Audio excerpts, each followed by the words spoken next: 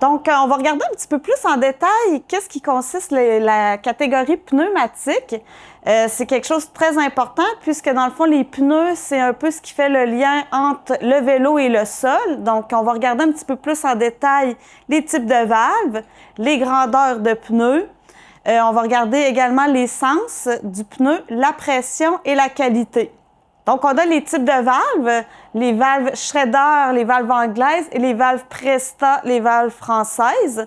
Donc, la valve anglaise, c'est comme les automobiles. Le diamètre des valves Schrader est plus gros, tandis que celui des valves Presta est plus petit. Donc, en fonction de notre jante de roue, on va avoir soit une valve Schrader ou Presta.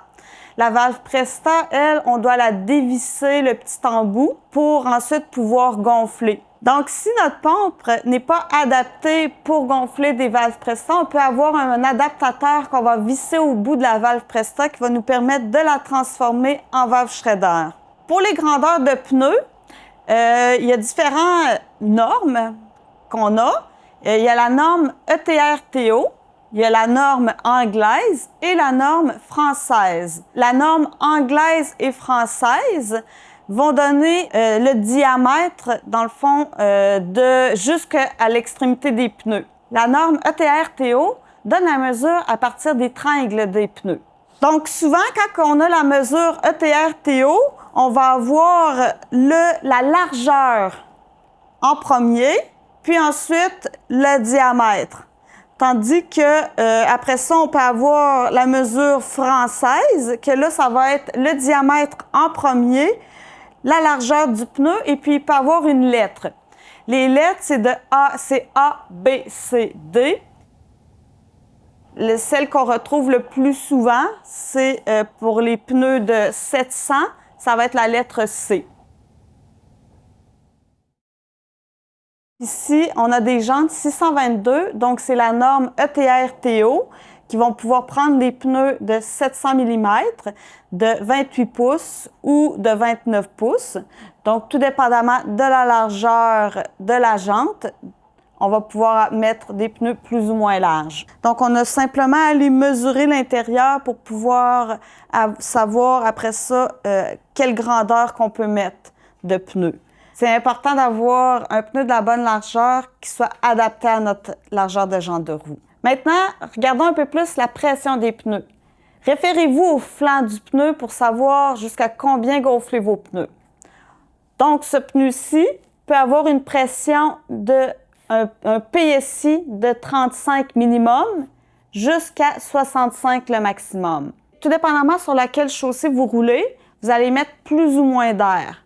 Par exemple, lorsqu'on veut rouler, qu'on veut avoir un peu une conduite de performance, on va mettre plus d'air dans nos pneus. Donc, notre pneu va être beaucoup plus dur, moins de surface qui va frotter au sol.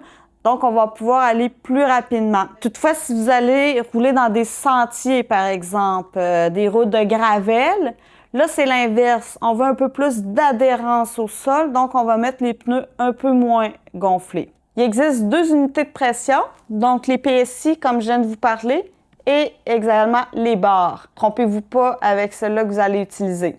C'est important de gonfler nos pneus avec au moins la pression minimum pour éviter finalement des crevaisons par pincement et également de ne pas dépasser le maximum pour ne pas éclater votre chambre à air. Une autre chose importante aussi sur nos pneus, c'est la direction.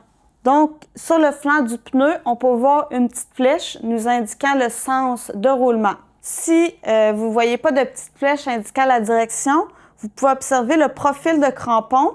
Dans le sens qui pointe, ça veut dire que c'est dans ce sens-là que la roue doit tourner. Parfois, il y a des pneus qui peuvent être lisses, donc ça arrive qu'ils n'ont pas nécessairement de sens non plus. Enfin, on va parler de la qualité du pneu. Investir dans des pneus de qualité est essentiel pour une conduite sûre et agréable. Les pneus de meilleure qualité offrent souvent, mais pas nécessairement toujours, une meilleure adhérence, une meilleure sensation de conduite, un confort, une résistance accrue aux crevaisons et une durée de vie plus longue. Assurez-vous de choisir des pneus adaptés à votre style de conduite, aux conditions de la route ou du sentier que vous rencontrez et bien entendu à votre budget. Donc voilà ce qui couvre les particularités de vos pneus. Donc vous allez être plus en moyen de mieux comprendre toutes les informations qui se retrouvent sur votre pneu, de les gonfler à la bonne pression et puis d'avoir des trajets sécuritaires et agréables.